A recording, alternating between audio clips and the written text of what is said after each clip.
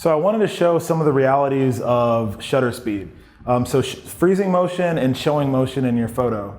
Now we're in a darker classroom. We're using a little bit of light to illuminate this fan. So right now, my camera is telling me to get a good exposure, if I want to keep my ISO low at 100, that I need to be at a 1/10 shutter speed. I'm at 2.8 because that's the widest I can get my lens, and 1/10 is as slow as I really want to go. I'm already on a tripod. So we're going to show you what it looks like to shoot with a slower shutter speed and show you how that demonstrates motion in an image. So I'm looking at the image and you can see that the fan blades, there's 3 of them, have now blended together to create one object. That's sort of that showing motion that I was talking about. This is the same trick or tool you want to use if you're trying to make water look smooth and silky, whether it be a waterfall or a running river. These are the kind of shutter speeds you want to play around with if you want to freeze something while simultaneously making other things in the picture either blurry or look like they're holding a lot of motion to them. Now we're going to do the same thing, except we're going to flip it the other direction. We're going to try to freeze the fan blades, and that will demonstrate how you would freeze somebody that would be running across the street or a car moving across the intersection. And that trick you can use later on as well. So because this is a dark lit room, I'm gonna break my rule about ISO, and I'm gonna cram this thing all the way up. We're going to about 16,000 ISO. Again, don't do this unless you absolutely have to, because it doesn't look awesome. So we're still at 2.8 because, as I spoke about earlier, sometimes because of low light, because of difficult lighting conditions, you're going to be forced into some of the aperture values or shutter speeds, even if you don't want to be in them. So just keep that in mind. So we're at 16,000 ISO, 2.8 aperture value, and we're going to go to 1/2500. Should be enough to freeze these blades and make this look like a still looking fan again. So let's take a photo. Great. So I'm looking at the photo, and again, we've done the opposite of showing motion. We've frozen the motion. So this fan is moving at full speed. I'm using 1/2500 in order to freeze the motion and make the fan look like a fan that's not even moving. And that's the same trick you want to use if you're trying to capture people in movement or anything else in movement for that matter. So the next thing we're going to show you is how aperture works in real life and how that affects depth of field. So we have our fan. We've moved in this bookshelf. So you can have some context for what's in focus, what's not in focus. I'm going to work with 3 different f values or aperture values. We're going to shoot an image at 2.8. We're going to shoot an image at 11, and then we're going to shoot an image at 22. So the first image we're going to shoot at 100 ISO. I want to keep it crisp and clean. Because it's so dark in here, I'm going to have to shoot at about 1/8 of a second. And we're shooting all the way open at 2.8 to start off with. So first image. So you'll see that the fan it's crisp, it's sharp, it's clean, and everything behind the fan, everything behind the blades is absolutely blurry. Now let's see what we do when we jump halfway to our last value. We're gonna go from 2.8 to f11. Now the downside, as we talk about this exposure pyramid, is as we start to shift numbers around, especially in low light conditions, luckily we have a tripod because we have to shoot slower to allow more light into the camera. So leaving ISO the same at 100 and changing our aperture value to f11 from 2.8, meaning the hole went from being like this to being like this. Now we have to shoot at, let's see what our shutter speed will be. About 2 seconds long of exposure.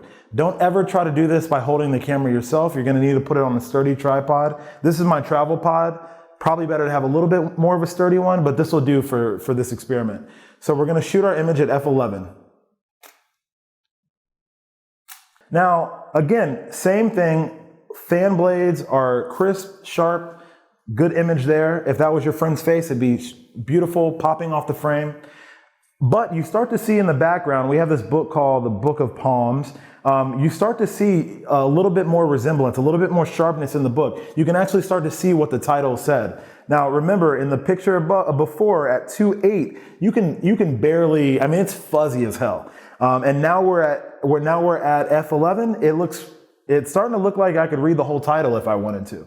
So the next place we're going to go is we're going to go to f22. This is an aperture value that I seldom use. I definitely don't use it with people. But if you need it as your tool, you can definitely use it. So let's give it a shot, see how it looks, and see if it's something that you might want to try on your own. So we're going to go up to f22.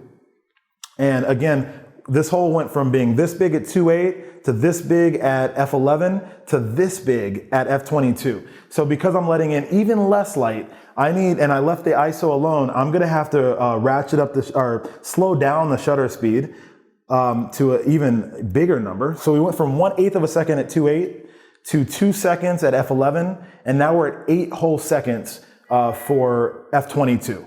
So check this out. It's going to sound like the longest pause ever. So we'll only take one of these shots.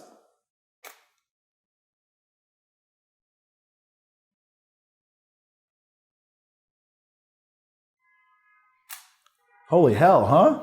That took forever. But here's the thing. Again, the blades of the fan is all sharp.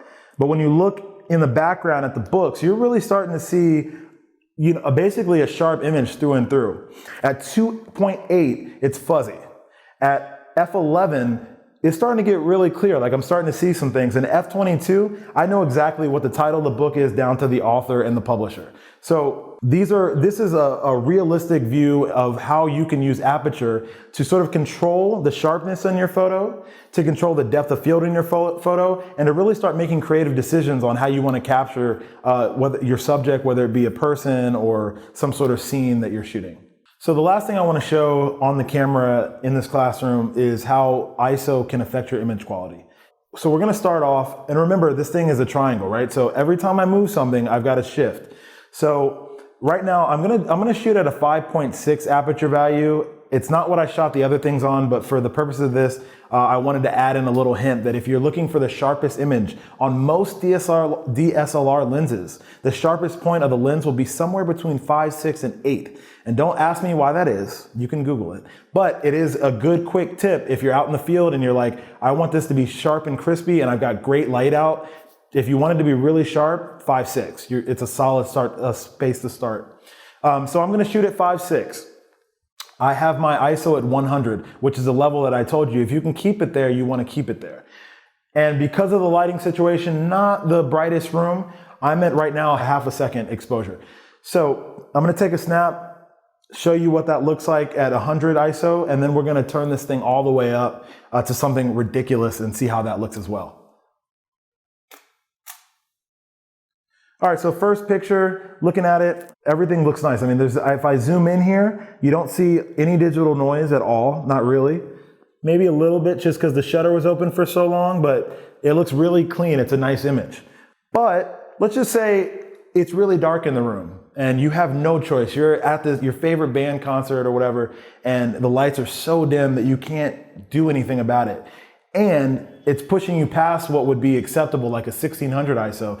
We're gonna ratchet this up all the way up to 16,000, which I know it just sounds crazy. Put this on 16,000, meaning we're letting in more light, tons of light, leaving the aperture value at 5.6. Now we need to speed up the shutter because we're probably letting in too much light. So let's see where that goes. We're now at 1/250 shutter speed at a 5.6 aperture, and we're at a 16,000 ISO. So let's get a shot and see how that looks quality-wise. So you heard that was much quicker. We got the image, and just zooming in here, and you'll see this on your screen. If you look on the brick, if you look sort of anywhere in the background, anywhere there's darker colors, especially in darker color areas, you're gonna see this sort of, I like to call it crunchy, but it's this digital noise. It's not monochromatic. It's got like two colors to it, like a greenish, purplish, reddish tinge to it.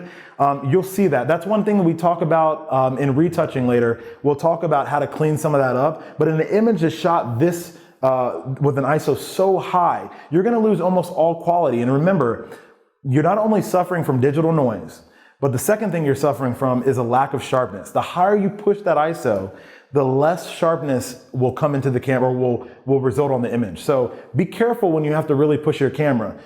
In many cases, you'll be able to get around this. So a fun fact, if you're only gonna use your picture at a small size for something like your blog or on a website, and you're not gonna blow the picture up, you might be able to squeeze out a 3200 ISO, a 6400 ISO, and then use a little bit of retouching to sort of get rid of some of the digital noise, but you won't be able to get it bigger than that. So sometimes the web and the size of the final image is gonna be your friend, but if you can at all ever avoid going up past 1600 ISO for really good cameras, and if you can avoid going past 800 ISO or 400 ISO for cheaper, more inexpensive cameras, then I advise you do that.